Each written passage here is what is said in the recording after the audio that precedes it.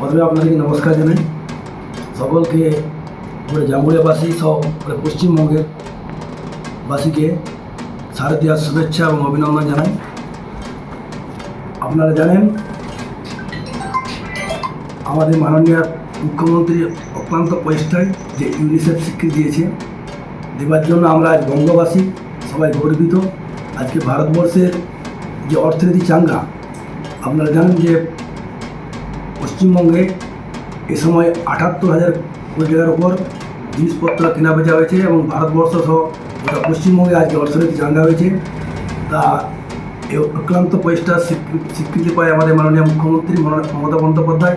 এবং আপনারা জানেন যাতে মানুষের উপর চাঁদার চাপ না পড়ে সেজন্য কিন্তু প্রতিটা ক্লাবকে এবং এখন ১,১০,০০০ টাকা করে দিচ্ছে এবং বিদ্যুৎ থেকে আরম্ভ করে সমস্ত কিছু ৮০% ছাড় দিচ্ছে, যেটা কোনো রাজ্যে কোনো পুজোর উপর হয় না।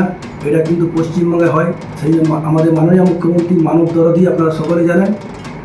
আর সকলেই আপনার আনন্দ লোকের যেন নিরানন্দের কারণ না হয়। সবাই সুষ্ঠুভাবে পুজো পার করুন।